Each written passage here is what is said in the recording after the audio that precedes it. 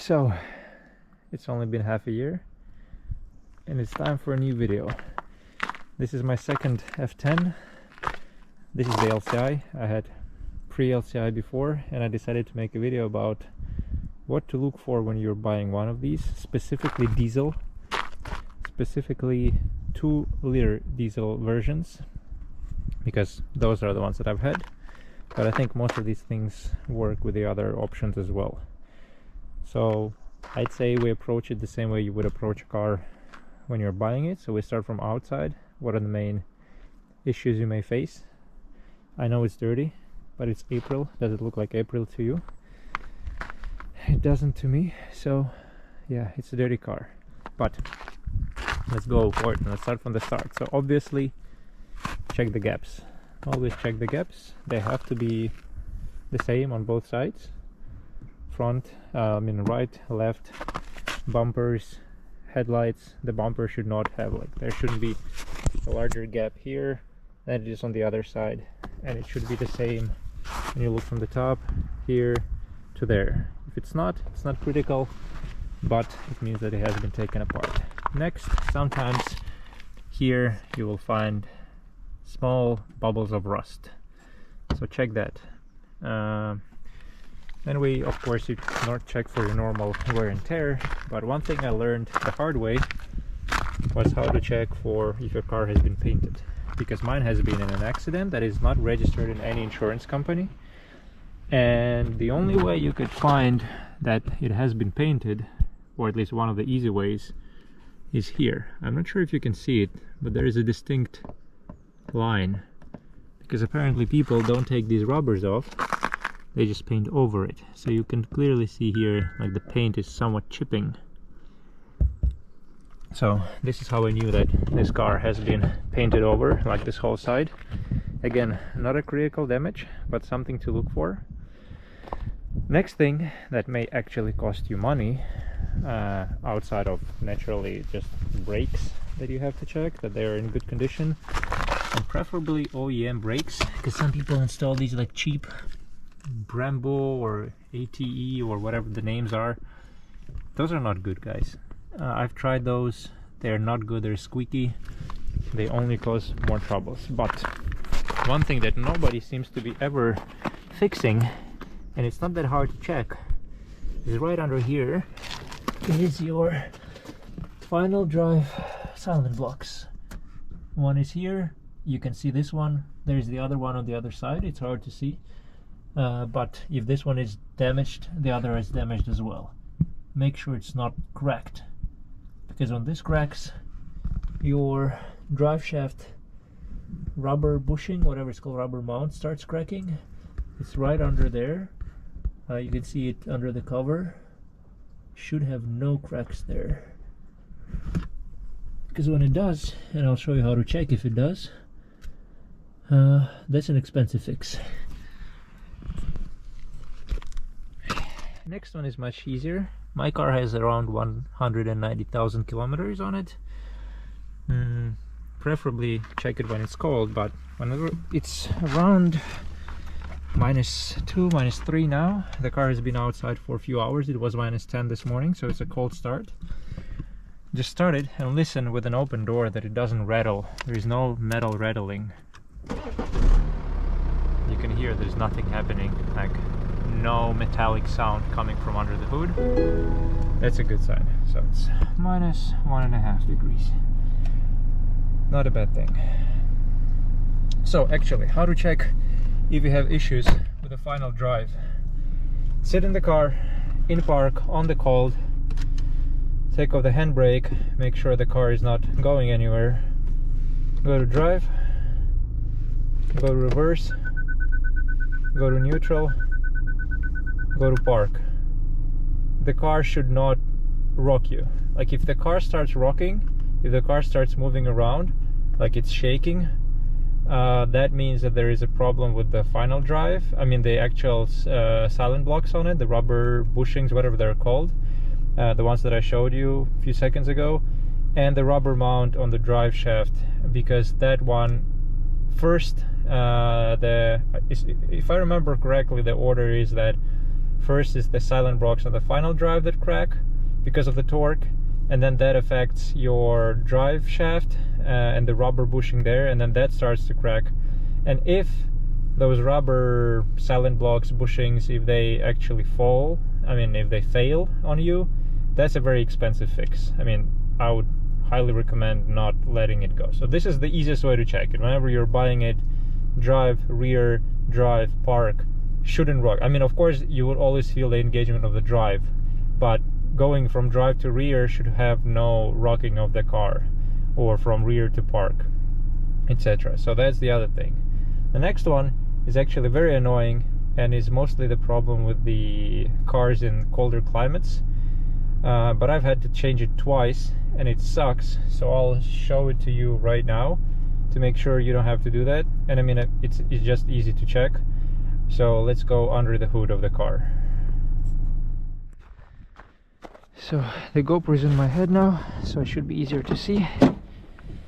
But also one thing that I figured out, I don't know why you guys don't do it, or I mean some of you do, some of you don't. I see a lot of mechanics do this mistake. You shouldn't really rip this off. I mean, it's very easy to take this off. There are only a few mounts here, and for some reason people are just ripping it off, breaking the plastic, and then having issues with it. It's held here, it's held on that side, and here as well. Very easy to take on and off. So this thing, a lot of times when your mechanics are taking the car in, especially in some cheap workshop, they will break plastic clips here, which holds this intake pipe in. And what happens then, it starts to come out. So like, this is a temporary fix I have now. I'm still waiting to find this for a decent price, because I don't want to pay a few $100s for a new one. It's not worth it. I mean, this holds it there, and the main thing is that there is no dust, sand, and other stuff coming through the intake into your turbos. But one thing that I had to change twice is this pipe here. This pipe right here, in colder climate cars, is heated. There's this heating block here. And in normal cars, I mean, these last for, I don't know, 120, 130, 150,000 kilometers.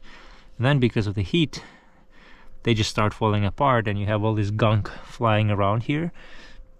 And the normal pipe costs like 15 bucks, OEM from BMW.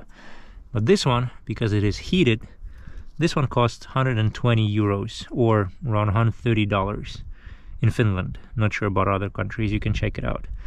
And this sucks, because I had to replace it twice on both cars. First one I didn't know, and the second one I did know, but it was sort of discounted, so in the car price when I was buying this one. So that's something to take care of. Then the other potentially inexpensive fix, and I'll take the GoPro from my head for this one, is located right here. So this damper should have no cracks, because if it does, you can only change it to an OEM ones. Others just don't work, to be honest. And that is an expensive job. I mean, the OEM part for that is around 500 euros, if I'm correct, like between 450 and 500. That's expensive. So if you see cracks there, I mean, it's just a question of time before this falls apart. And then finally, a problem that every single diesel engine has, N47 and 57, is, I think it's called head cam gasket. I'm not sure. Let me find a lighter and I'll show it to you. Easy to see. I replaced mine just in case, but then there are ones that need replacements, and if I knew, I wouldn't replace it. But here, very often, I'm not sure if you can see where the light is, where the light's shining, there is black plastic thing, and it should not be wet, because when it is wet, it means it's leaking, because they get old, because they're made of plastic, and they start leaking. So you can see like gunk here around it normally, and if it's leaking, that means like my fingers clean, as you can see. I just touched it, there's nothing there. That is expensive fix. I paid 800 euros for a new one with a job, because they have to take all of this plastic out. So it's, I mean, I could have potentially done it myself, but then I wouldn't have the warranty for it, and I really wanted the warranty, so I did that. So that's another thing to look out for. I mean, take off the air filter if you need to. I won't take off mine because of this Lego structure, but if you need to take off the air filter to check it, it's very easy. You disconnect this pipe, you pull this up a little bit, and then you pull it out. There are two places where this goes in. It goes in like this, under this angle, so make sure you put it back in, because every time I go to mechanics, for some reason they can't put it back in, so it's always like shaking around. So take this off, you'll have clean access to this part. Just lift off the cover, you will see if the gasket is leaking. And that's, for the most part, is, I mean, of course, outside of normal things like suspension, you cannot check it until you drive it. And if it's an X-Drive car like mine, you have to lift it up to make sure that the front, what are they called? Well, the things that drive the wheels, those rods that drive the wheels, not sure I know the correct name for them. Well, they shouldn't squeak when you pull them, they shouldn't move a lot. So, but to check that, you can only do it if you lift the car and the wheels are hanging in the air. So you grab onto them with your hands, you move them around, they shouldn't move a lot, they shouldn't squeak, they shouldn't make noises. On 2-liter diesels, that's usually not a problem until like 200,000 kilometers, but on 3-liter diesels, that problem is more prominent because it has more power, more torque, so higher chance of getting that that problem, and you will be the one fixing it, and that expensive as well. And I mean, these things, normally you have Castrol on the cap. If you have it, just replace the cap. Those caps are crap, they fall apart very quick.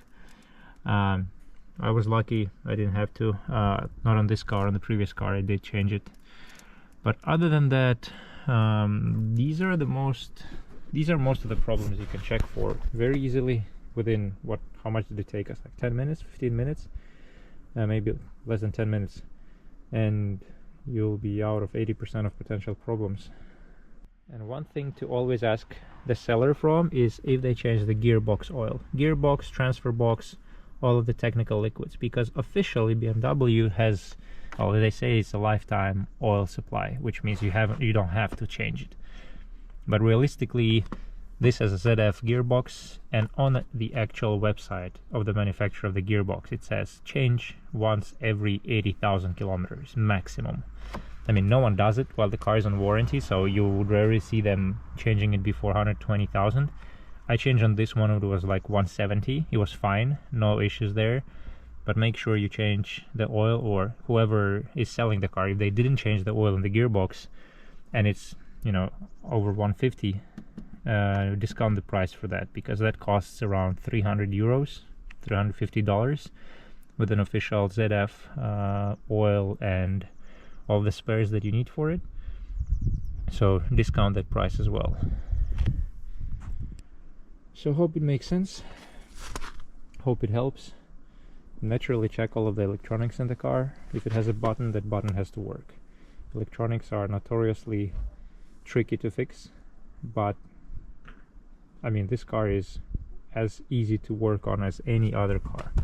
Don't get discouraged by BMWs. If it was serviced fine, not once every 24,000 kilometers or 30,000 kilometers like the dealers say, then you have no problem.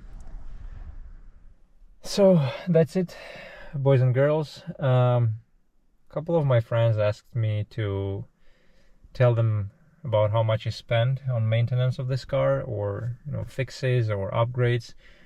So I'll probably make one more video about that soon, just to give you an example of what you can expect if you really want to take care of the car. So let's put it this way, I'm trying to take as much care of this car as possible. So Some things I can do myself, I do them myself. Certain things I don't have tools for or experience for, I take the car to the shop. But I'll try to lay it out for you so you know what you're getting if you're getting one of these cars. But probably see you soon, maybe not very soon. Let's see how much time I have for that other video. Hope this was helpful. Hope this will help you save some money, unlike me, who had to pay for all of these fixes myself because I didn't know this information. Yeah, enjoy your day, guys.